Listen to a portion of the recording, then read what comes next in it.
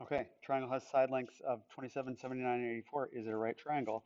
Well, the fact is, the only way that it could be a right triangle is if the two shorter legs, when squared and then added together, was equal to the square of the hypotenuse. So let's take that and see if it's true.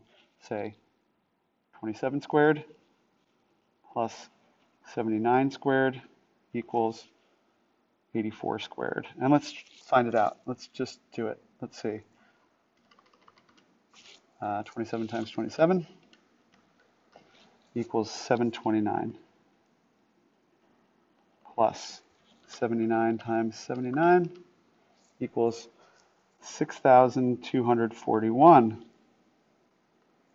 And 84 times 84 is 7,056. So let's add 729 plus 6,241, and we get 6,970 and 7,056. They do not equal. So the answer is it a right triangle? No.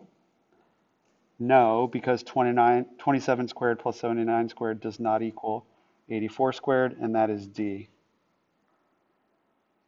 Okay, we're going to do that again. We're going to do that down here on the bottom. Let's see. 24, 143, 145. So 24 squared plus 143 squared equals 145 squared if it's a right triangle. 24 squared, 576. 143 squared, 20,449. And 145 squared is 21,025. So let's sum these two numbers on the left-hand side together.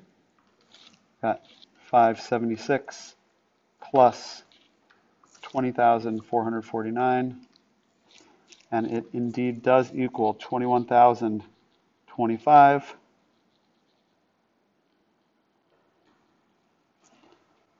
So what do we say? I'm going to just put a little check mark. Yep, that's true. So then, is it a right triangle? Yes, because 24 squared plus 143 squared equals 145 squared, and that is answer A. Yep, that's how you do it.